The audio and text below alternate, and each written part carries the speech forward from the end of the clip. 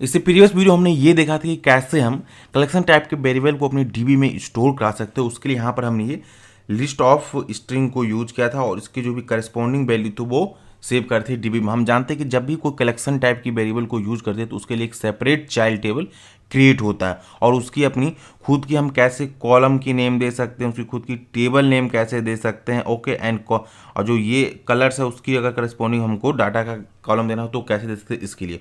और हम सबसे मेन इंपॉर्टेंट एनोटेशन है एलिमेंट कलेक्शन कि इसको मस्ट कंपल्सरी आपको अप्लाई करना ही पड़ेगा। बाकी का ये तीनों जो हमारा है ये ऑप्शनल है। ये ऑर्डर कॉलम जो है उसकी इंडेक्स को वाले कॉलम को रिप्रेजेंट करने के लिए होता है।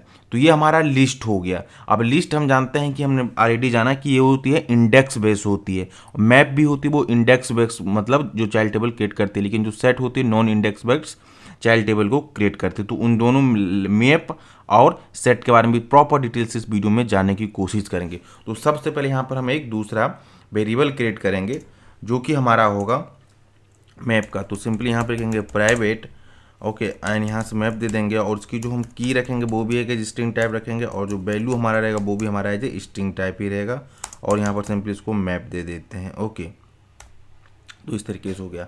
और यहाँ पर हम जानते हैं कि मस्ट कंपलसरी है, सबसे पहले इसको मैप को हमको इंपोर्ट करना पड़ेगा। तो इसलिए यहाँ पर ये एक्सेप्शन दे रहा है तो सबसे पहले इसको यहाँ पर इस पर क्लिक करते हैं और java.util मैप से इसको हम इंपोर्ट कर देंगे।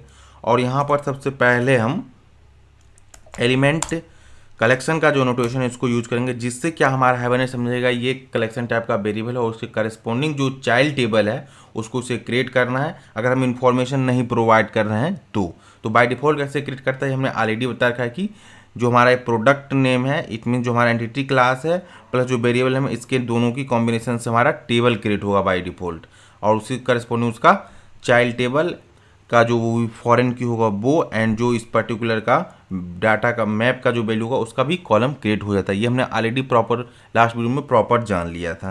तो ये नोटेशन हमने यूज कर दिया। ओके और सबसे पहले इसके लिए हमको करस्पॉन्डिंग गेटर सेटर को भी क्रिएट करना पड़ेगा। तो सिंपली यहाँ से नीचे पे आते हैं, राइट क्लिक करते हैं और राइट क्लिक करने के बाद यहाँ से सिंपली हम आ जाएंगे सोर्स पे आने के बाद सिंपली जनरेट गेटर सेटर पे क्लिक करेंगे और इसको हम सेलेक्ट कर देंगे। तो इस मैप पे करस्पॉन्डिंग हमारा गेटर और सेटर को क्रिएट हो गया।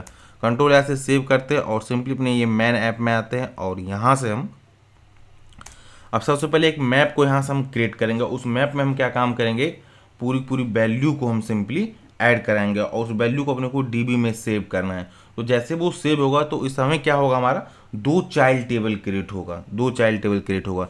एक तो हमारा होगा इस पर्टिकुलर लिस्ट के करस्पॉन्डिंग और दूसरा हमारा होगा मैप के करस्पॉन्डिंग। ओके तो सबसे पहले यहाँ से हम एक मैप लिखते हैं बेसिकली।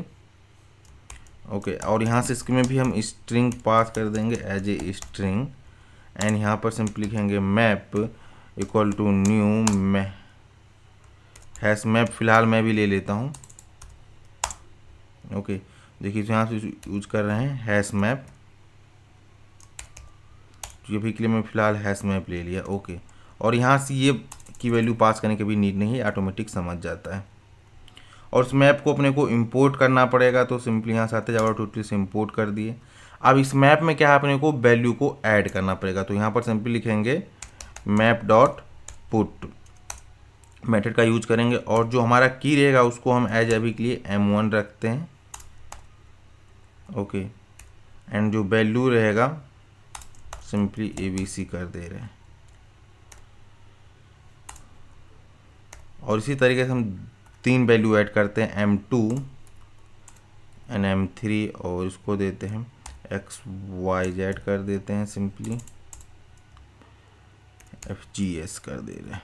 ओके तो ये हमारा 3 वैल्यूज में हो गया। अब ये हैश मैप है इसको भी इंपोर्ट करना पड़ेगा। ओके हम तो यहाँ java.util से करेंगे और जो इसका टाइप रहेगा या तो हैश मैप लीजिए आप, लिंक्ड हैश मैप लीजिए, सब चलेगा। ओके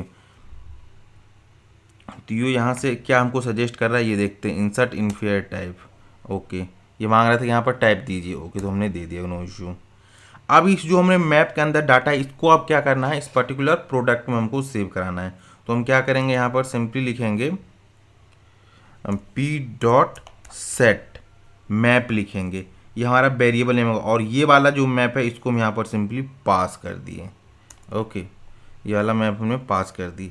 अगर मैं अब प्रोग्राम रन करूँ तो अभी 3 टेबल क्रिएट होंगे। कौन कौन सा, तो वो मैं आपको बताता हूँ। सबसे पहले एक बार पूरी प्रॉपर डिटेल से कि जो पहला हमारा टेबल क्रिएट होगा हमारा जो एंटिटी प्रोडक्ट है इसके करस्पॉन्डिंग। दूसरा हमारा टेबल क्रिएट होगा इस चाइल्ड के लिस्ट जो हमारा वेरिएबल है इसके करस्पॉन्डिंग, क्योंकि यहाँ पर कलेक्शन टाइप है इसके एक चाइल्ड टेबल क्रिएट होगा। और यहाँ पर एक मैप के लिए होगा। और यहाँ पर हमने ऑलरेडी से अपना कॉलम नेम क्या होगा, टेबल नेम क्या हुई डिफाइन कर लेते, लेकिन यहाँ पर हमने डिफाइन नहीं किया। तो एलिमेंट के कर बाय डिफॉल्ट जो क्रिएट होगा वो इसका table name and column name create होगा। ओके, तो सिंपली आते इस प्रोग्राम को रन करते हैं और देखिए यहाँ पर कितने टोटल टेबल क्रिएट होते हैं। Run as simply Java application पे हिट करता हूँ और हमें वेट करता हूँ सिंपली। तो इसको हम कंसोल को ऊपर करता हूँ जिसकी पूरी क्वेरी अपने को दिखाई दे। देखिए यहाँ से सिंपली कितने इसने पहले ड्रॉप क्वेरी यूज किया कि product table, product map and product colour, ये अगर तीनों टेबल है तो इसको पहले ड्रॉप करो। ड्रॉप करने के बाद इसने क्या किया, इस सभी टेबल को क्रिएट किया है।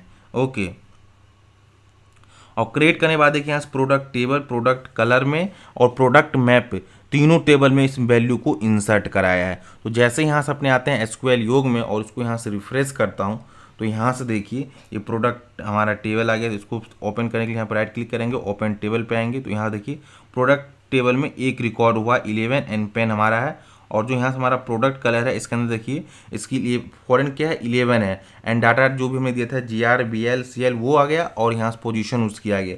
और उसी करंट हमारा प्रोडक्ट मैप है इसके अंदर देखिए 11 इसकी भी फॉरेन की है, लेकिन मैप में वैल्यू क्या आ गया ABC XYZ FGS and map की में हमारा वैल्यू आ गया M1 M2 M3। अभी ये मैप की क्या है, जो हमने वेरिएबल दिया था वो और अंडरस्कोर की लगा दिया हैवनेट ने अपने तरफ से। और मैप क्या है, जो हमारा डाटा जो कलेक्शन का है उसकी वाला ये वैल्यू आ गया। और फॉरेन की क्या होगा हमारा पोजो क्लास का नेम अंडरस्कोर प्रोडक्ट आईडी, ये कहाँ आ गया मेन टेबल से। मेन टेबल से मतलब कहाँ, ये प्रोडक्ट टेबल की देखिए क्या है प्रोडक्ट आईडी यहाँ से आ गया। ओके, आई होप आपको ये समझ आएगा। अब हम बात करने वाले हैं लिस्ट के बारे में कि अगर हमारा लिस्ट नहीं सेट के बारे में बात करेंगे प्रॉपर कि अगर हमारा सेट टाइप है तो हम क्या करेंगे। तो सेट के लिए भी सिंपली यही होगा, यहाँ आएंगे सिंपली मैप के बाद और यहाँ पर सिंपली लिखेंगे प्राइवेट सेट और यहाँ पर भी स्ट्रिंग ले लेंगे सिंपली और यहाँ पर सेट यूज कर देंगे एज ए रेफरेंस वेरिएबल और उसको इंपोर्ट कर देंगे Ctrl+C से java.utils तो इंपोर्ट हो जाएगा। और इस पर भी हम सिंपली एलिमेंट कलेक्शन का यूज करेंगे। ओके, तो ये क्या काम करेगा इसके करस्पॉन्डिंग। अब इसके करस्पॉन्डिंग अपने को क्या करना है गेटर सेटर क्रिएट करना है। तो राइट क्लिक करेंगे सिंपली सोर्स पे आएंगे और सोर्स पे आने के बाद सिंपली यहाँ से जनरेट गेटर सेटर पे हम आएंगे और फिर सेलेक्ट करेंगे और ये गेटर सेटर हमारा यहाँ से जनरेट हो जाएगा। तो अब इस सिचुएशन में हमारे पास कितने टोटल टेबल क्रिएट होंगे।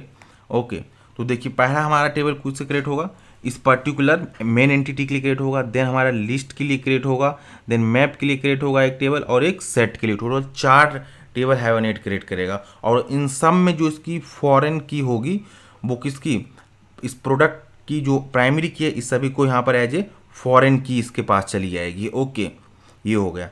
तो सबसे पहले इसके अंदर हम ऑपरेशन को परफॉर्म कराते हैं। ओके, तो सबसे पहले हम सेट करस्पॉन्डिंग वेरिएबल क्रिएट करते हैं। तो सिंपली यहाँ से आते हैं और यहाँ पर यूज करते हैं सेट ऑफ स्ट्रिंग ले लिया और यहाँ पर लिखते हैं सिंपली सेट बॉल कर देते हैं इसकी वैल्यू का नाम इक्वल टू न्यू और यहाँ से लेते हैं हैश सेट। ओके, अब इसके अंदर अपने को वैल्यू को पास करना है तो सिंपली इसको यहाँ से रिमूव करते हैं। तो इसके अंदर अपने को स्ट्रिंग एज ए पास करना पड़ेगा, तो स्ट्रिंग पास कर दिए हैं और सेट के करस्पॉन्डिंग भी अपने को इंपोर्ट करना पड़ेगा, तो इंपोर्ट कर दिए वैल्यू पर। और यहाँ पर सिंपली लिखेंगे set value dot add. Okay, और यहाँ से हम सिंपली दे देंगे के और इसी तरीके से हम 3 वैल्यू को स्टोर कर देते हैं AB AZ। ये हमारे वैल्यू आ गए। अब ये टोटल वैल्यू हमने कहाँ ऐड कर दिया, इस पर्टिकुलर सेट में ऐड कर दिया। अब इस सेट से की जो वैल्यू है कहाँ पर ऐड करना पड़ेगा, इस प्रोडक्ट वाले में ऐड करना पड़ेगा। तो उसके लिए क्या लिखेंगे यहाँ पर सिंपली P.set और सेट करना है क्योंकि उसी वेरिएबल ने हमने क्या दिया था सेट दिया था और उसके अंदर हम सेट की वैल्यू को पास कर। तो ये अब वैल्यू पूरा इसका कहाँ चला गया, इस प्रोडक्ट पास चला गया। अभी ऑपरेशन हम परफॉर्म कर सकते हैं। तो इससे पहले क्या करना पड़ेगा, हमारे पास जो टेबल है उसको डिलीट करना पड़ेगा। क्योंकि ऑलरेडी जो हम ये वैल्यू पास कर रही है प्राइमरी की जो हम पास कर रहे हैं 11 ये ऑलरेडी एग्जिस्ट है, तो यहाँ पे हमको एक्सेप्शन देने लगा। तो इससे पहले हम क्या करेंगे, इन सभी टेबलों को डिलीट कर देंगे। तो उससे पहले हम प्रोडक्ट टेबल को डिलीट करते हैं। तो प्रोडक्ट को पहले डिलीट नहीं कर सकते, तो उसके चाइल्ड टेबल को पहले हम डिलीट करेंगे। ओके, तो ये हमारा चाइल्ड टेबल हो गया सभी, एंड यहाँ से इसको भी डिलीट करते हैं। ओके, और प्रोडक्ट को आप ऑटोमेटिक ही डिलीट कर देगा, नो इशू। तो यहाँ से डिलीट हो गया। तो सिंपली यहाँ से हम आते हैं इस प्रोग्राम पर, उसको रन करते हैं। जैसे राइट क्लिक किए and Java run as Java application पे हिट करेंगे, तो यहाँ से देखिए हमारा ये एप्लीकेशन स्टार्ट हो गया रनिंग। और यहाँ से कोई लग रहा है एक्सेप्शन दे रहा है। एक्सेप्शन क्यों दे रहा है ये हम सबसे पहले चेक करते हैं। Okay, you have an error in MySQL correspondent right syntax set क्यों आ रहा है, क्योंकि यहाँ पर हमने सेट नाम की वेरिएबल यूज की, उसके कारण MySQL में भी एक सेट की प्री डिफाइन होती है, जिसके कारण ये दिक्कत आ रही है। तो अपने को क्या काम करना पड़ेगा कि यहाँ जो हमारा ये पर्टिकुलर हमारा ये वेरिएबल नेम है, इसको चेंज करना पड़ेगा। ओके, ये प्री डिफाइंड MySQL में कीवर्ड है, इसलिए प्रॉब्लम यहाँ पर ये जनरेट कर रहा है। तो सिंपली इसको हम क्या करेंगे, यहाँ से हम सिंपली इसको set1 अगर कर दें तो हो जाए। तो उसके लिए सिंपली यहाँ पर हम मॉडल नाम पास कर देते हैं। ओके, मॉडल रहेगा हमारा। और यहाँ से इन दोनों गेटर सेटर को रिमूव करते हैं और एक हम नया गेटर सेटर क्रिएट कर देते हैं। तो कंट्रोल यहाँ से एस कर देते, वहाँ से राइट क्लिक करेंगे, सोर्स पे आएंगे और सोर्स पे आने के बाद सिंपली यहाँ पे लिखेंगे generate getter setter. Okay, generate getter setter हमने कर दिया। तो अब इसके करस्पॉन्डिंग अपने को कोई प्रॉब्लम नहीं आएगा। तो सिंपली यहाँ से आएंगे और यहाँ से हम लिखेंगे सेट मॉडल को यूज करेंगे बेसिकली, एंड प्रोग्राम को कंट्रोल एस से सेव कर देंगे। Simply run as Java application पे हिट करता हूँ और यहाँ से देखिए प्रोग्राम हमारा एग्जीक्यूशन स्टार्ट हो गया और पूरी हमारा टेबल को क्रिएट कर दिया। ऐसा क्यों हो रहा था, क्योंकि MySQL में प्री डिफाइंड एक कीवर्ड है सेट, इसलिए वो प्रॉब्लम क्रिएट कर रहा था। तो यहाँ से हमारे पास टोटल कितने टेबल क्रिएट हुए हैं। तो सबसे पहले इसने क्वेरी चलाया होगा ड्रॉप करने के लिए, दिखा कि product colour, product tab, product map, product model, इस तरह का अगर कोई टेबल अवेलेबल है तो इसको सिंपली कहा पहले रिमूव करो। देन इसके बाद इसने क्या काम किया, इन टेबलों को क्रिएट किया। क्रिएट करने के बाद इन टेबलों के अंदर ये पूरी रिकॉर्ड को इंसर्ट कराया है। तो सिंपली यहाँ से हम अपने MySQL पे आते हैं, इसको रिफ्रेश करते हैं और यहाँ देखिए प्रोडक्ट हमारा टेबल है और इसके करस्पॉन्डिंग प्रोडक्ट मैप के अंदर ये पूरी रिकॉर्ड आ गया। एंड प्रोडक्ट मॉडल मतलब हमारा इस सेट का हो गया। तो यहाँ पर देखिए फॉरेन की है, ये की कहाँ से आ रहा है, ये हमारा है मेन टेबल्स। और यहाँ से अंदर जो हमने वैल्यू पास किया था मॉडल के अंदर AB AZ KL, वो पूरी यहाँ पर वैल्यू आ गए। इसी तरह से प्रोडक्ट हमारा टेबल हो गया एंड प्रोडक्ट कलर हो गया, इसके अंदर पूरी वैल्यू आ गया। अगर हम चाहते हैं कि इसके करस्पॉन्डिंग जो भी हमारा टेबल क्रिएट हो उसके अंदर अपना खुद का नेम प्री डिफाइन करें, कॉलम नेम जो भी हमारा ये आ रहा है इसके अगर हम दें तो हम अपने ये भी कर सकते हैं। तो सिंपली इसके लिए हमको करना क्या पड़ेगा, यहाँ से टेबल पे आएंगे और जो हमारा प्रोडक्ट है अपनी खुद की ऑन टेबल नेम एंड उसकी पूरी देने के लिए सिंपली यहाँ से हम इस कॉलम को यूज़ करेंगे इसी को, और उस पर अप्लाई कर देंगे। तो यहाँ पर हमारा ये पर्टिकुलर टेबल उसके करस्पॉन्डिंग जो भी हम नेम पास करेंगे टेबल नेम, वो यहाँ से टेबल नेम हो जाएगा। और जो भी हम ज्वाइन कॉलम का नेम देना चाहते हैं वो नेम यहाँ पर पास कर देंगे। ओके, तो वो हमारा चलेगा। और खुद का अपना अगर कॉलम का यूज़ करना पड़ेंगे तो यहाँ पर हम ये दे देंगे।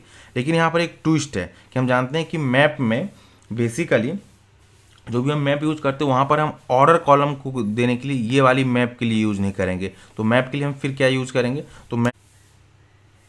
तो मैप के लिए ऑर्डर कॉलम को डिफाइन करने के लिए @ लिखेंगे और यहाँ पर लिखेंगे हम सिंपली मैप की का यूज करेंगे। और मैप की के अंदर सिंपली हम जो भी अपना हम देना चाहते हैं नेम, वो हम नेम पास कर देंगे। तो सिंपली यहाँ पर लिखेंगे नेम इक्वल टू और यहाँ पर लिखेंगे मैप और सिंपली दे दीजिए यहाँ पर की दे दीजिए, या मैप पोजीशन भी यहाँ पर भी हम दे सकते हैं। तो यहाँ से ये वाले हम जो भी मैप यूज करेंगे इसके अंदर, तो इसके करस्पॉन्डिंग जो भी हमारा इंडेक्स क्रिएट होगा उसका कॉलम नेम हमारा ये हो जाएगा। आई होप आपको ये होल कॉन्सेप्ट समझ